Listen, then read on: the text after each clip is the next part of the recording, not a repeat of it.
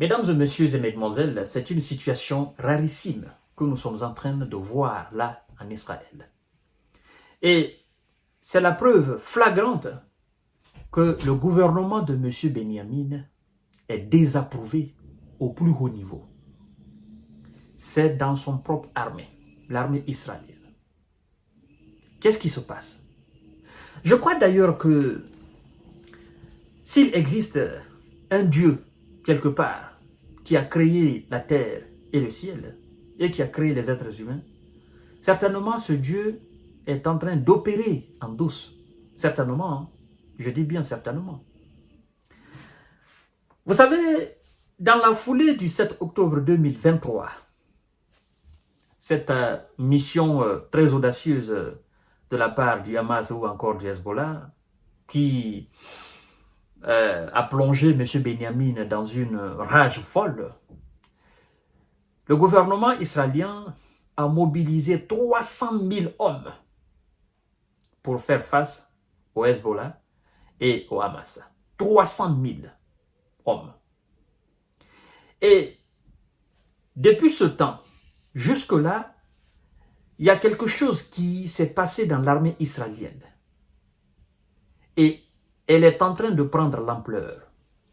En fait, il y a un certain nombre de militaires, un nombre conséquent de militaires israéliens qui refusent dorénavant de continuer le combat contre le Hamas et le Hezbollah. Et ils sont au nombre de 130 réservistes qui ont été mobilisés dans l'armée à partir du 7 octobre 2023. Ils ont signé une lettre. Clairement, eux, ils ont décidé de déposer les armes. Ils ne continuent plus. Et voici ce qu'ils disent. Parce que il y a deux d'entre eux qui ont accepté l'interview des médias occidentaux. Leur exigence principale, c'est ça.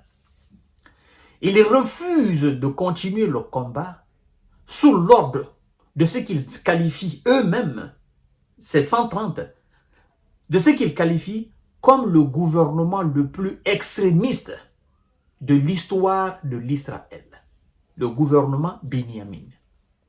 Et ils disent, nous refusons de continuer le combat contre le Hamas, non seulement parce que ce n'est pas une guerre existentielle, mais c'est de la pure vengeance.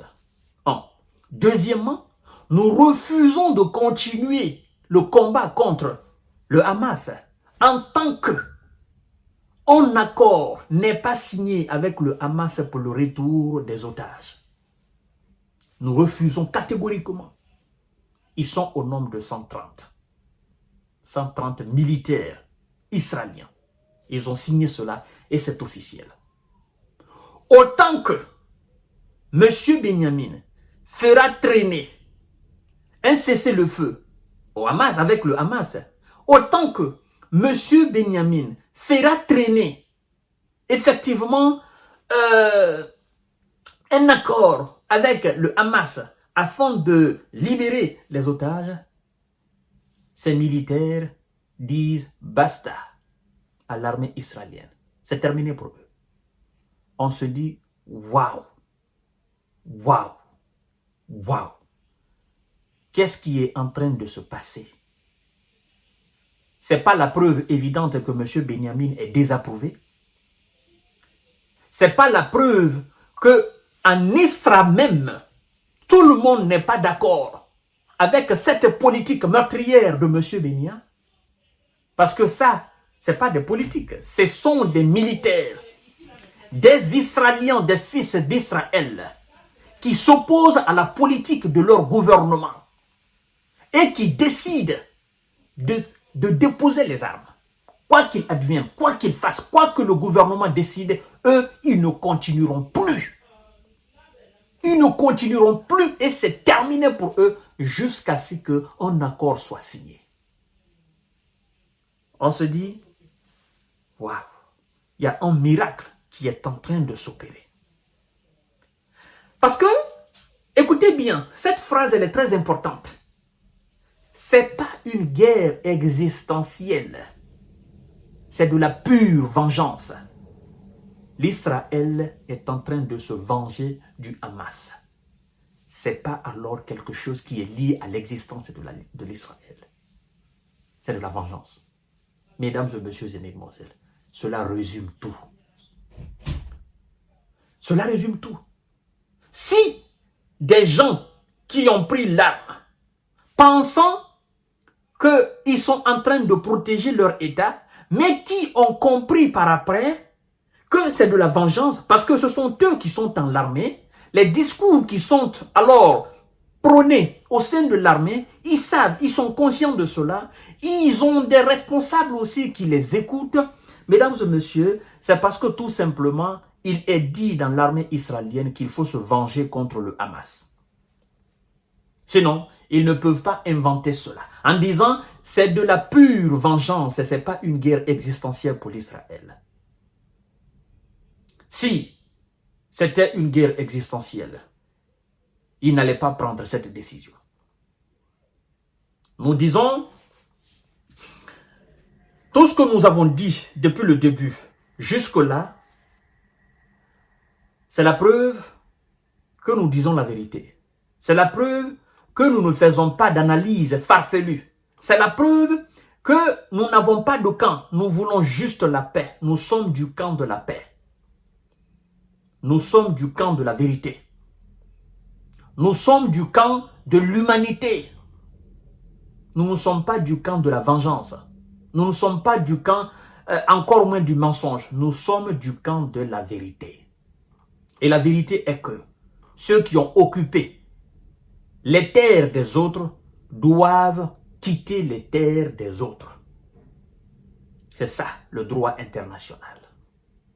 Là, dans cette histoire très particulière, dans cette histoire de l'Israël. Et donc, mesdames et messieurs et mesdemoiselles, continuons à prôner la paix. Continuons à faire des émissions et à les partager. Vous savez, ce que nous faisons là, et ce que vous faites, parce que nous faisons, nous cherchons des informations, nous les décortiquons, nous sensibilisons.